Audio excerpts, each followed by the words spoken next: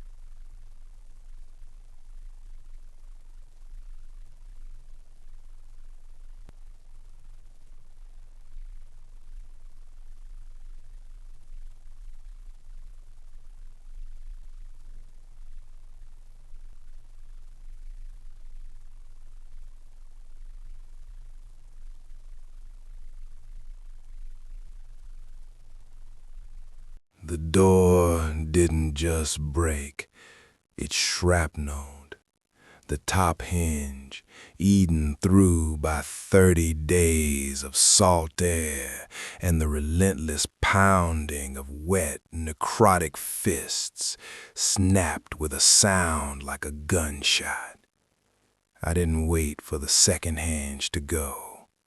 I didn't wait for the first gray, bloated face to push through the gap.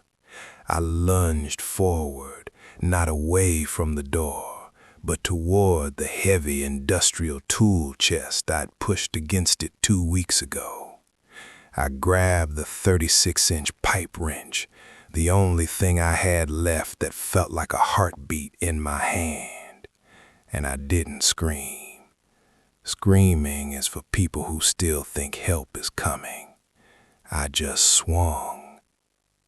The first head to breach the gap didn't even look human anymore. The skin was a translucent, waxy blue, stretched tight over a skull that had been hammered against the steel door for 72 hours straight. The wrench connected with a wet, sickening crunch, collapsing the temple and sending a spray of black, viscous fluid across my face. It tasted like old pennies in the bottom of a stagnant pond. The creature didn't moan. It hissed, a sound of escaping gas from a pressurized corpse, and slid backward into the heap of its brothers. But there was no stopping the tide. The weight of 20 of them pushed the door completely off its remaining mount. It fell inward, pinning my legs for a split second before I scrambled back, the metal screeching against the floorboards. As I retreated into the dark of the galley, the rig's emergency klaxon suddenly roared to life. It wasn't the rhythmic pulse of a fire drill. It was the general platform alarm. The long, low, bowel-shaking groan that meant the rig's structural integrity or its pressure systems were failing. The deck beneath my feet shuddered violently. A pipe somewhere in the overhead ceiling burst, spraying scalding white steam into the room. I looked at the digital readout on the wall-mounted terminal. Its screen cracked, but still glowing a sickly amber. Critical pressure exceedance, lower pontoon drainage system failure, automatic purge in 12 minutes. 12 minutes. The rig wasn't just a cage anymore. It was a bomb. The gas compressors, left unattended for a month while the world ended, were finally redlining. If I didn't get to the blowout preventer control room and manually vent the gas, the entire 400-foot structure would become a skyscraper-sized torch. And if I did manage that, I still had to find a way off this rusted island before the zombies, currently flooding into the galley like a gray tide of meat, tore the marrow from my bones. I threw the last can of peaches at the lead creature, a pointless, petty gesture of defiance, and vaulted over the stainless steel serving counter. My boots slipped on a mixture of spilled vegetable oil and something darker, something that smelled like a slaughterhouse. I scrambled into the walk-in freezer, slamming the heavy insulated door and dropping the latch just as the first wave of cold, wet hands slammed into the exterior. Inside the freezer, the silence was deafening, broken only by the frantic, ragged whistle of my own breath. I had no light except for the dim red glow of the emergency exit sign above the secondary service hatch. I knew where that hatch led, the vent shafts. It was a vertical crawl through 3 levels of grease-clogged ductwork that would dump me out onto the main derrick floor, right in the heart of the swarm. But staying here meant being boiled alive when the rig blew, or being eaten when they eventually clawed through the freezer's aluminum skin. I jammed the pipe wrench into my belt and began to unscrew the vent cover with trembling fingers. Every turn of the screw felt like it took an hour. Every thud against the freezer door felt like it was cracking my ribs. The temperature in the freezer was rising. The power was failing. The ticking clock in my head was at 11 minutes now. The screws finally gave way, and I hauled myself into the cramped, rectangular darkness of the ventilation shaft. It was a coffin that smelled of rancid fat and old copper. I crawled, my elbows scraping raw against the rivets, the sound of the creatures below me echoing up through the metal like the scratching of a million rats.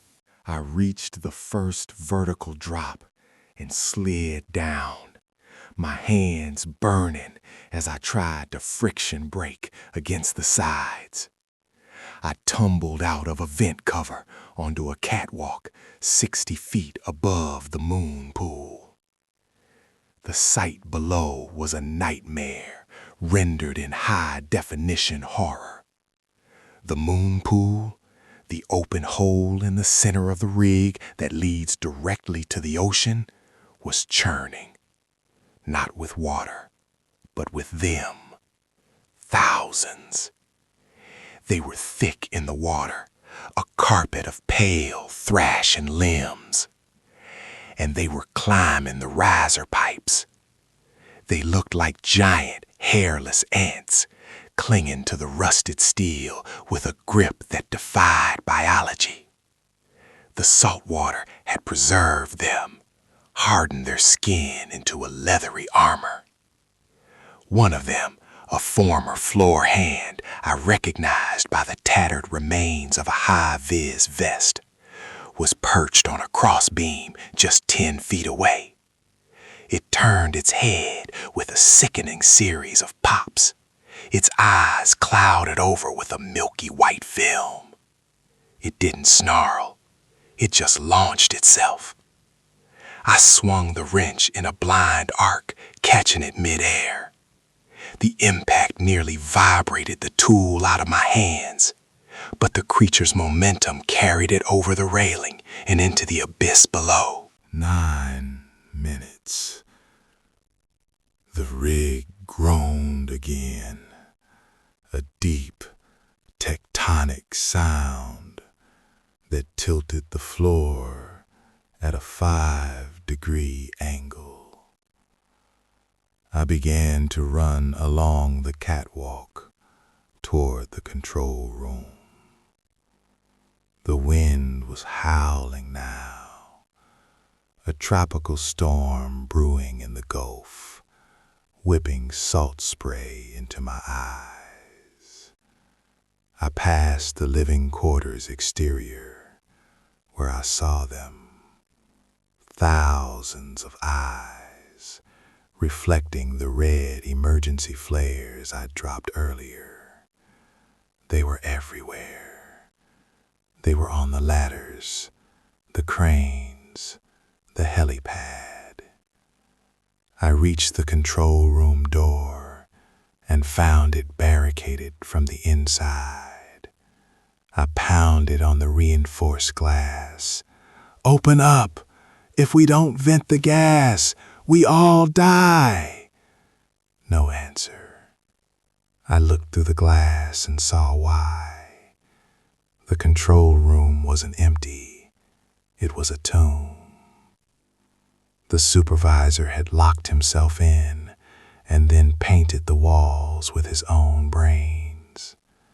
His corpse was slumped over the console, his fingers still resting on the manual override button he never dared to press. I didn't have time to mourn. I used the wrench to shatter the safety glass of the emergency release.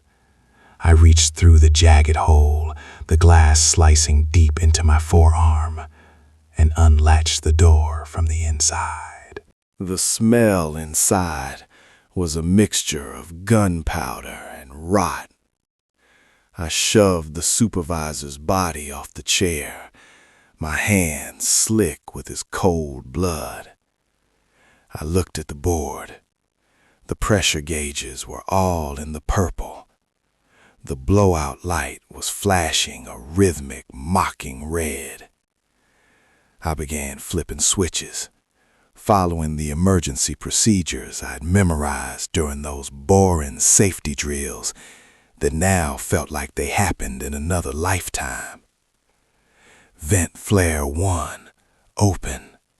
Bypass valve 4, open.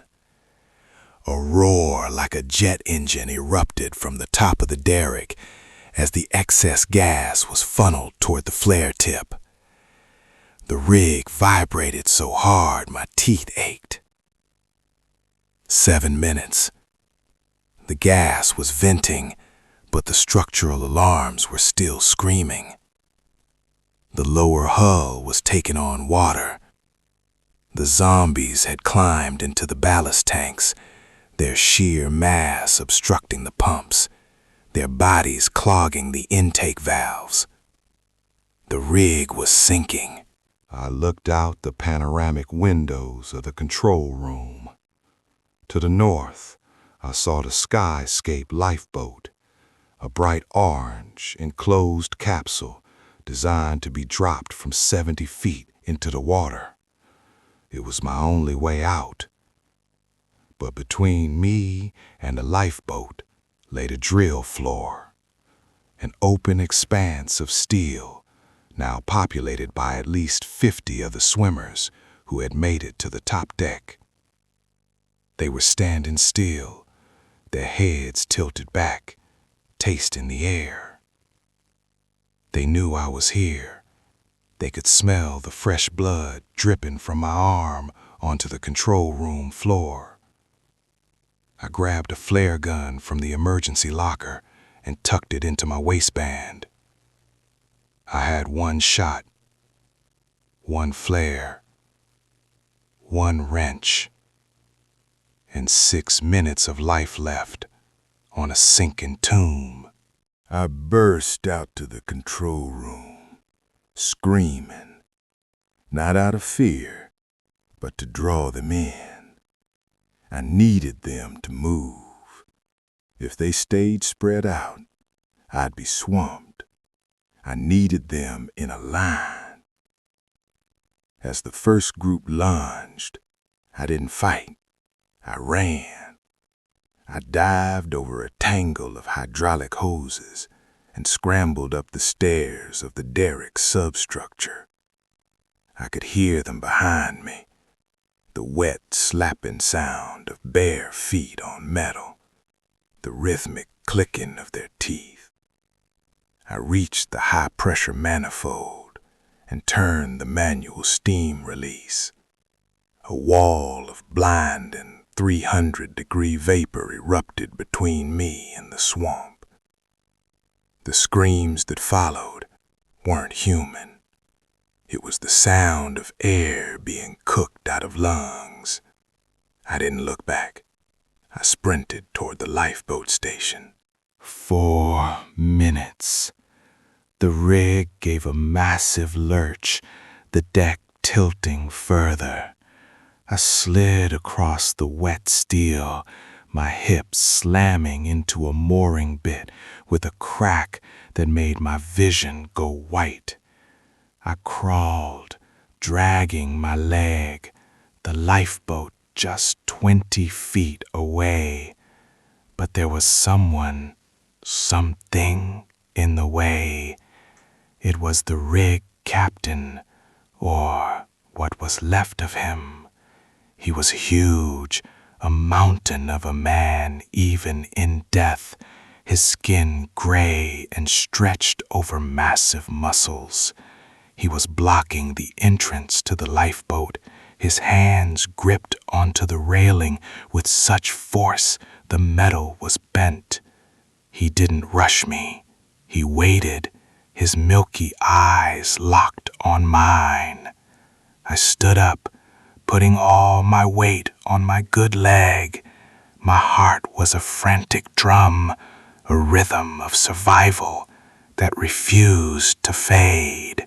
Get out of the way, Captain, I whispered, my voice a dry husk. He lunged with a speed that shouldn't have been possible. I didn't swing the wrench. I knew I couldn't beat him in a contest of strength. Instead, I ducked low, feeling the wind of his grasp pass over my head, and jammed the flare gun into his chest. I pulled the trigger. The flare didn't just fire, it ignited inside him. The phosphorus burned at 3,000 degrees, turning the captain into a living, screaming torch. The light was blinding, a miniature sun born in the center of the dark gulf. He stumbled backward, his body melting from the inside out, and fell over the railing into the churning moon pool below. 3 minutes. I scrambled into the lifeboat, the orange interior feeling like a womb. I slammed the hatch and spun the locking wheel. I could hear them outside, their fingernails scratching against the reinforced plastic, a sound that would haunt my dreams if I lived long enough to have them. I strapped myself into the pilot seat, the 5-point harness digging into my bruised shoulders. I reached for the release lever. Thud. Something heavy hit the roof of the lifeboat, then another and another. They were jumping from the derrick above, trying to crush the capsule before it could launch. The glass of the small viewport began to spiderweb. I looked at the pressure gauge for the release mechanism. It was dead.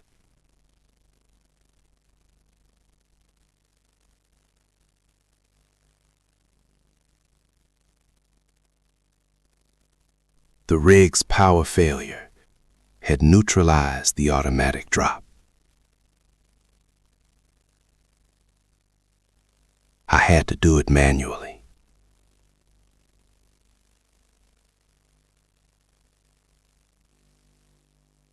I had to go outside.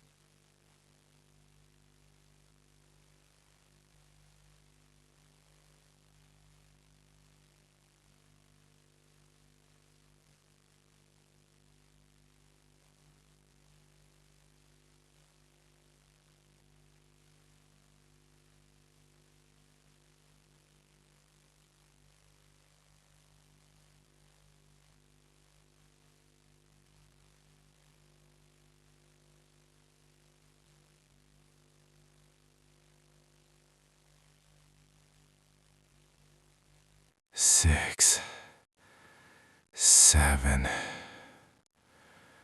The pins retracted. With a roar of shearing metal, the lifeboat fell.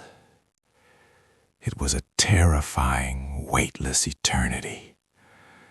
The world was just orange plastic and the screaming of the wind. Then, impact. The capsule hit the water with a force that should have shattered my spine. It dived deep, the dark green water of the Gulf swallowing me whole.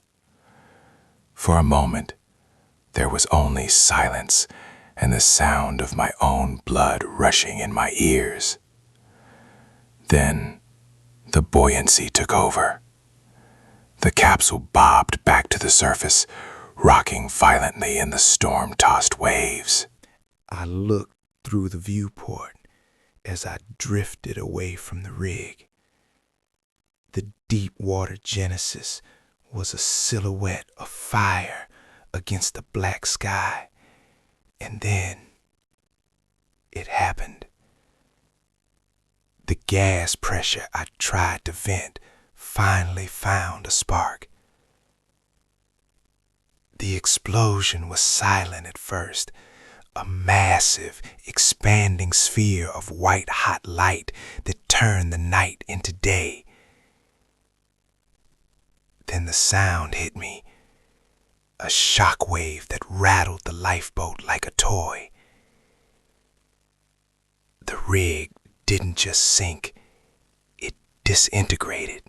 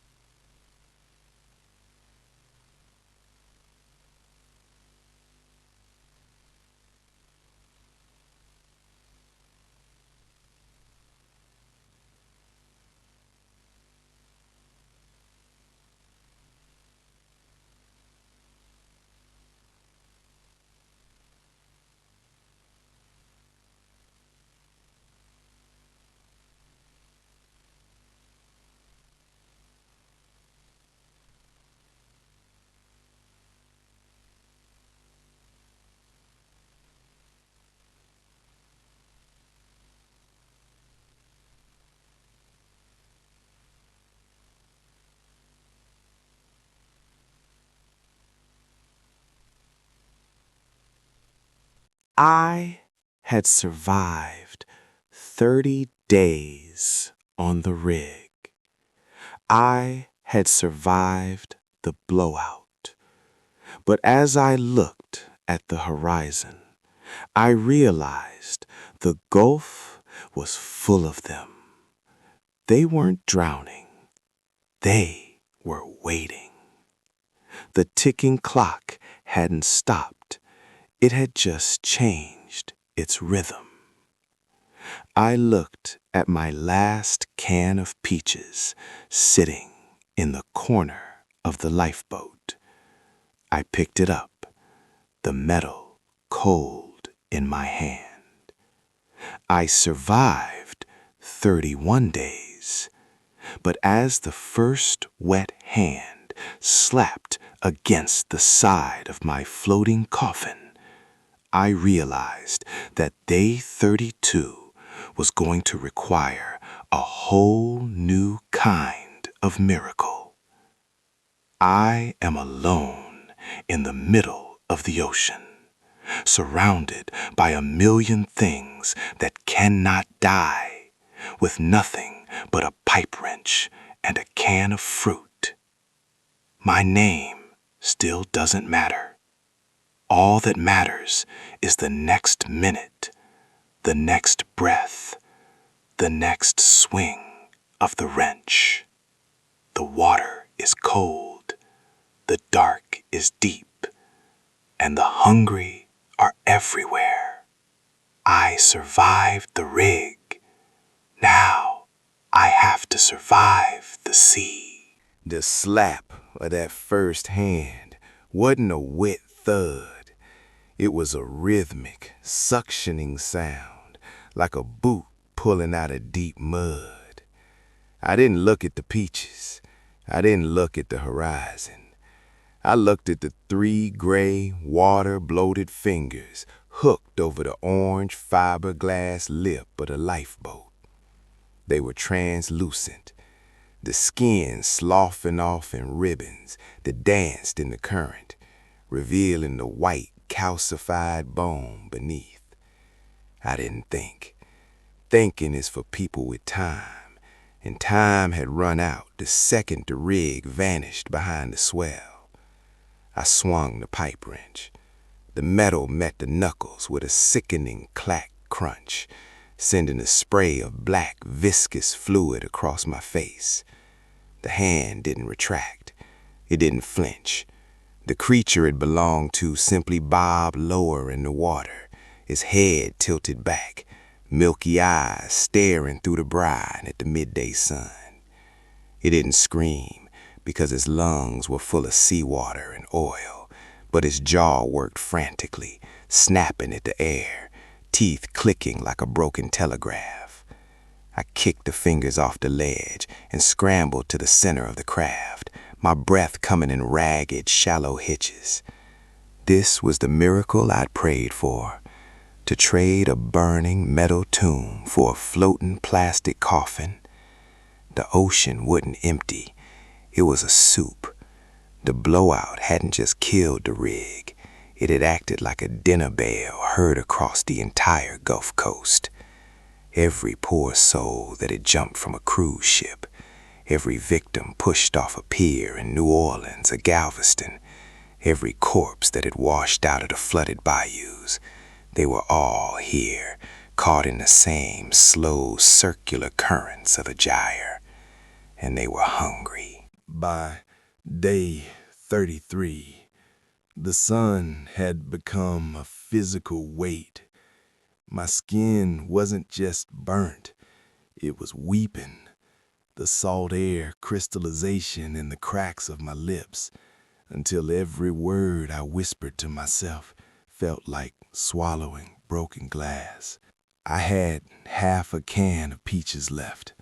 I'd rationed the syrup, sipping it like the finest wine, but the sugar only made the thirst sharper, a jagged blade twisting in my gut. The boat was surrounded. They weren't attacking constantly. They were just there, a carpet of gray flesh stretching out in every direction. They moved with the tide, thousands of them, their limbs tangled in mats of sargassum seaweed and discarded plastic. Some were missing limbs, lost to sharks that had long since realized these things weren't food. But most were horribly intact, preserved by the salt and the cold depths. I called them the buoys. They stayed upright, their heads just above the surface, swaying in unison with the waves. Occasionally, one would drift too close, its leathered skin scraping against the hull with the sound of sandpaper on wood, and I'd have to stand up, my legs shaking like a newborn calf's, and shove it away with the blunt end of the wrench. I couldn't afford to swing anymore. I had to save my strength. My world had shrunk to a 6 by 12 foot orange rectangle, and the constant, rhythmic thump, thump, thump of the dead knocking on my door. On day 35, the wind changed. It brought the smell first, not just the rot of the dead, but something chemical, something heavy and sweet. Then I saw it, on the horizon, a shape that didn't fit the curve of the earth. It wasn't a ship. It was too big, too jagged. As the current pulled me closer, the horror of it began to resolve through my cracked vision. It was a body island. Thousands, maybe tens of thousands, of the undead had become entangled in a massive spill of crude oil and derelict fishing nets. It was a floating continent of necrosis, a mile wide, pulsating with a slow, collective heartbeat. And it was moving toward me, or rather, the ocean was pulling us together. The twist wasn't that they were surviving, it was that they were changing. As I drifted into the shadow of that gargantuan mass, I saw the mutations. These weren't the shamblers from the rig, the salt water and the oil that done something to the virus. I saw things with skin that had hardened into a crustacean-like shell, their fingers fused into serrated blades. I saw lungs, creatures whose chests had ballooned into massive translucent sacs of gas, keeping them buoyant while their elongated, needle-thin legs trailed 30 feet below them like the tentacles of a man-o'-war. They weren't just floating, they were fishing. One of those long, pale appendages drifted near the boat, and I watched in silent terror as it snagged a passing tuna. The fish didn't stand a chance.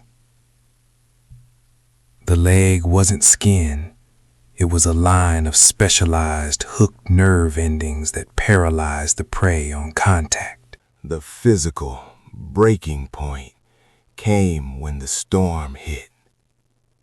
The Gulf is a cruel mistress, and she decided that day 37 would be my last. The sky turned the color of a fresh bruise, and the waves rose into 30-foot walls of obsidian. The lifeboat, designed for stability, was tossed like a toy.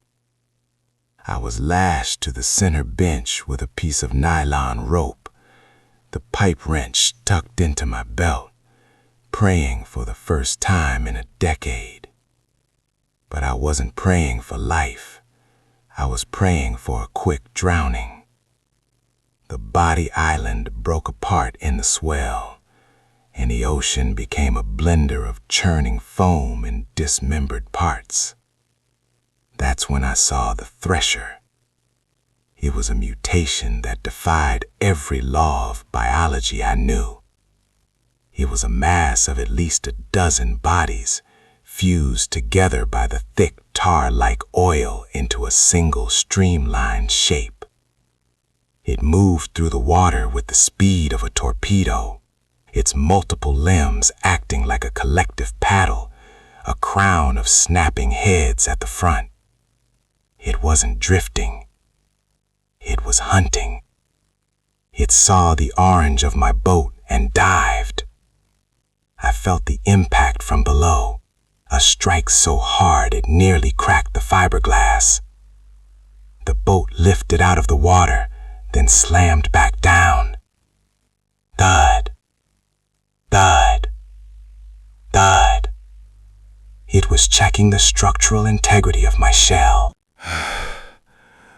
I was vomiting salt water, my vision blurring, my muscles screaming in a state of permanent cramp. The storm roared, a deafening cacophony of wind and crashing water. But over it all, I heard the sound of wood splintering. The thresher had found a weak point near the rudder. A pale, oil-slicked hand burst through the floor of the boat, followed by another, then a head with no eyes, only a gaping, circular maw lined with rows of jagged, broken teeth. It wasn't a human mouth anymore. It was a lamprey's. I screamed, a sound that was swallowed by the gale, and brought the wrench down. The metal sparked against the creature's hardened, salt-crusted skull. I hit it again, and again. But more were coming. The boat was taking on water, and the orange coffin was sinking. I had to make a choice: die in the dark, trapped in a cage, or take my chances in the chaos of the churn. I untied the rope. As the boat tilted at a 45-degree angle, I looked out at the mountain of water descending upon me, and the crest of the wave, illuminated by a flash of lightning. I saw them, hundreds of the threshers, schooling like sharks, their pale bodies glowing with a bioluminescent fungus that had taken root in their rotting flesh. I leaped. The water was an ice-cold shock that knocked the remaining air from my lungs. I went deep, the pressure screaming in my ears, the darkness absolute. My hand gripped the wrench like a lifeline. I kicked toward the surface, my heart hammering a frantic rhythm against my ribs. When I broke the plane, the boat was gone, reduced to orange shards in the maw of the storm.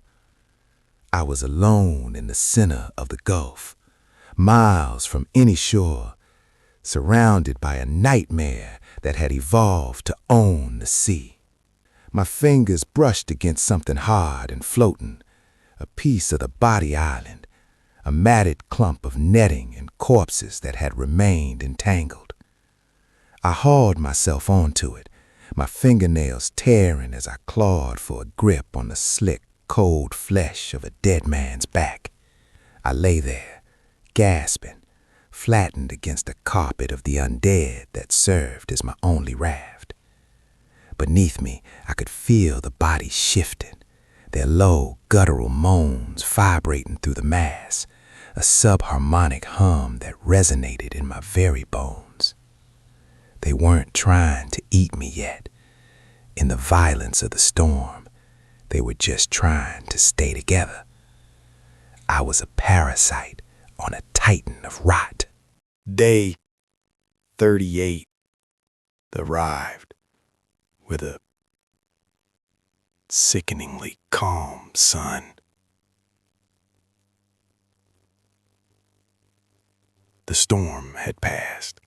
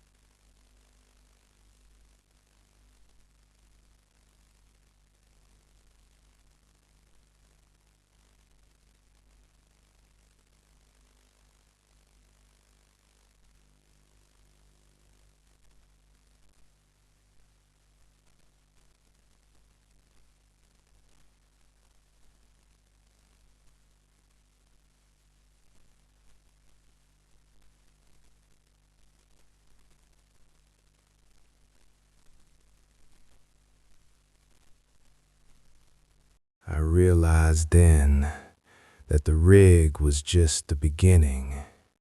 The virus hadn't just taken the land, it had claimed the abyss. The Gulf wasn't a graveyard, it was a factory. I stood up on the shifting, squelching mass of the island, the pipe wrench heavy in my hand, my body screaming in 1,000 different languages of pain. My name, I remembered it for a second. Elias. My name was Elias, but Elias died on the rig. This thing standing on a raft of corpses, dripping with oil and salt water, with veins like ink and eyes that could now see the heat signatures of the monsters below. This was something else. I looked at the sea lab, the epicenter of the new world, and I didn't feel fear. I felt a cold, predatory clarity. I had survived 38 days. I had survived the fire, the fall, and the flood. Now I was going to survive the evolution. I took the pipe wrench and jammed it into the throat of the nearest floater, using its body as a stepping stone. I wasn't drifting anymore. I was swimming, and I was coming for the heart of the hive. The next minute, the next breath, the next kill. The miracle hadn't been the boat. The miracle was that I was still the meanest thing in the water. I am Elias, and I am the last thing the ocean will ever see coming. The water wasn't a barrier anymore. It was an extension of my nervous system.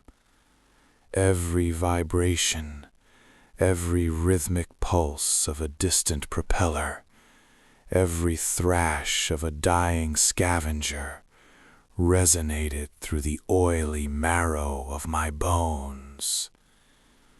I moved through the dark surge, not like a man, but like a predator that had been dreaming of the surface for 1,000 years. The sea lab loomed ahead, a titan of reinforced steel and glass, anchored to the seabed, its lights flickering like the dying embers of a civilization that had forgotten how to breathe. The surface of the Gulf was a chaotic graveyard of burning slicks and bobbing corpses. But down here, in the pressurized hush of the depths, the war was silent. My vision pulsed. The world was no longer blue and black. It was a spectrum of thermal ghosts. I saw the floaters above as drifting clumps of absolute zero, their necrotized flesh devoid of the heat that signaled life.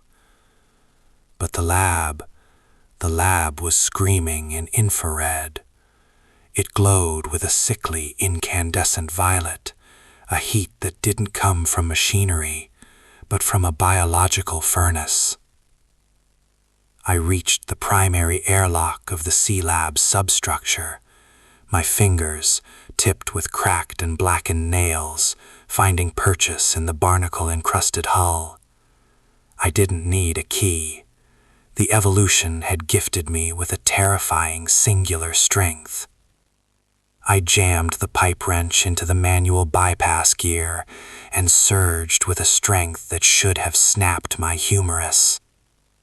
Metal groaned, a sound like a wail in agony, and the seal hissed open. The transition from the crushing weight of the ocean to the pressurized interior was a violent baptism.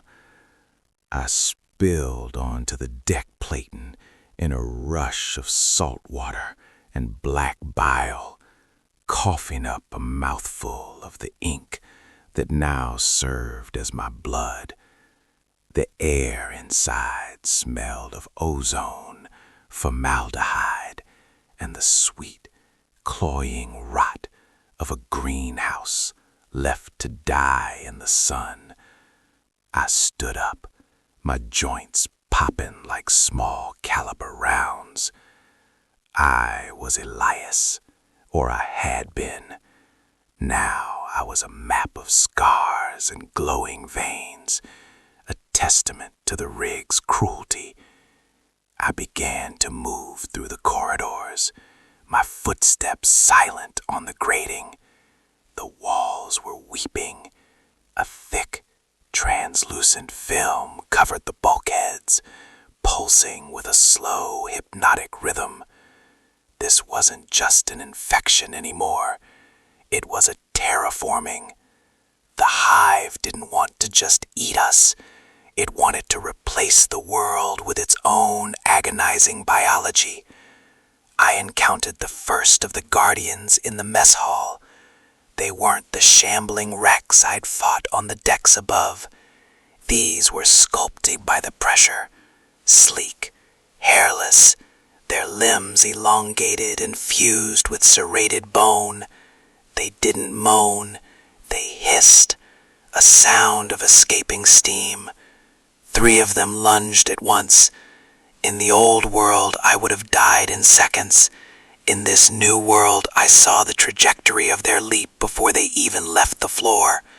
I pivoted, the pipe wrench whistling through the air, catching the first one in the temple. Its skull didn't just break, it shattered like glass, spraying a cold neon blue fluid across the walls. I didn't stop. I stepped into the reach of the second, my elbow finding its throat, feeling the cartilage collapse. The third got me, its claws raking across my chest, opening furrows that should have spilled my life onto the floor. But the ink didn't flow out, it reached out. The black strands in my blood lashed at the creature's wounds, stitching themselves into its flesh, consuming it from the inside out. I watched, horrified and fascinated, as the guardian shriveled into a husk in seconds, its heat signature fading into the gray of the floor.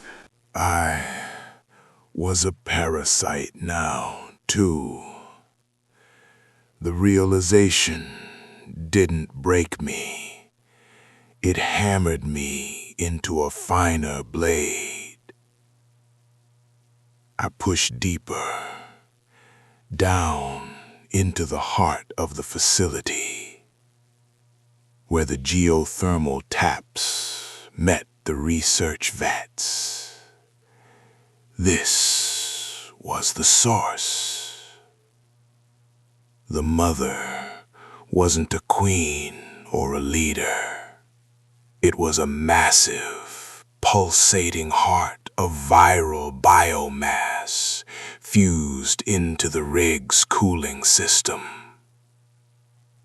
It looked like a forest of red nerves, miles of them, threading through the pipes and wires, using the Earth's own heat to incubate the next generation of the plague. At the center of the chamber stood what remained of Dr. Eris Thorne, the lead researcher. He wasn't a man anymore. He was a bust of pale flesh protruding from the central mass.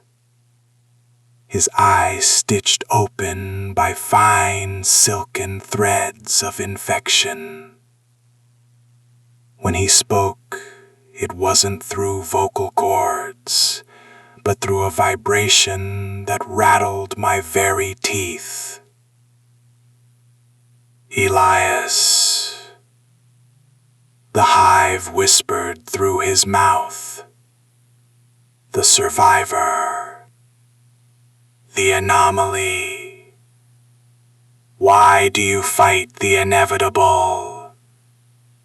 You are already ours. Look at your hands. Look at your heart. I looked down. My skin was translucent. the black network of veins pulsing in perfect synchronization with the great heart in the center of the room.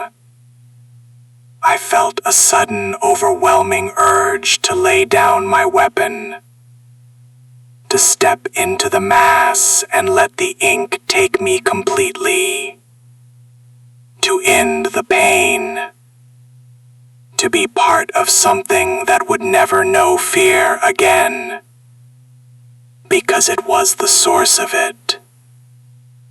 But then I remembered the taste to the salt on the first day. I remembered the way the sun looked, hitting the oil slick before the world went to hell. I remember the names of the men I'd watched slide into the dark. Men who didn't get to evolve, who just died afraid. The pain in my body, the 1,000 languages of agony, screamed back. It was my pain. It was the only thing I had left that belonged to me. "I'm not here to join you," I rasped, my voice sounding like grinding stones. "I'm here to settle the bill." I didn't go for Thorn. I went for the primary geothermal regulator. The hive realized my intent too late. The guardians flooded the room, a tide of pale clicking nightmares. But I was a whirlwind of black ink and rusted steel. I took hits that would have failed an ox. Claws in my side, teeth sinking into my shoulders. But I didn't feel them. I only felt the heat of the regulator. I jammed the wrench into the pressure release valve and twisted. The alarm began to wail, a beautiful, high-pitched scream that drowned out the hive's whispers. The geothermal energy, meant to be siphoned and controlled, began to back up. The pipes began to glow orange, then white. The mother began to thrash, the massive nerve forest curming and blackening. As the temperature in the room skyrocketed, Thorn's face contorted, his mouth opening in a silent, biological shriek. The floor buckled. I felt the rig groan, a deep-sea tectonic shift as the structural supports began to fail under the thermal expansion. I wasn't going to make it out. I knew that. There were no lifeboats for what I had become. The water began to spray in from the seams, pressurized jets that cut through metal like lasers. I stood in the center of the rising heat, my skin blistering, the black ink in my veins beginning to boil. It was the most honest feeling I'd had in 38 days. I was the fuse, and the world was the powder keg. With a final Herculean effort, I tore the main fuel line from the wall, letting the high-octane slurry flood the floor, mingling with the boiling salt water and the viral sludge. I looked at the flickering thermal ghost of Thorn and smiled with teeth that were no longer human.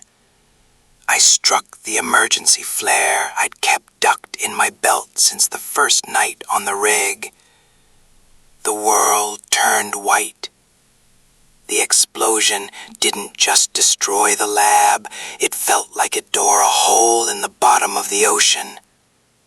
The pressure wave hit me like a freight train, launching my broken body through the shattering reinforced glass of the observation dome. I was back in the water. The cold was a mercy. Around me, the sea lab was a collapsing star, a fireball underwater that illuminated the graveyard of the Gulf. The hive's heart was shattered, its nerves charred and severed, drifting into the abyss like burnt confetti. I drifted too. My legs were gone, or I couldn't feel them. My vision was fading, the thermal ghosts flickering and dying out. I broke the surface one last time, miles away from the sinking remains of the rig. The sky was gray, a bruised, indifferent dawn breaking over the horizon. The fire on the water had mostly burned out, leaving only the endless rolling swells of the Gulf. I was a fragment of a man, a piece of charcoal floating on a sea of oil. I reached up, my hand trembling, and touched my face. The skin was cold. The ink was still there, but it was sluggish, dying without the hive's pulse to drive it. I had won.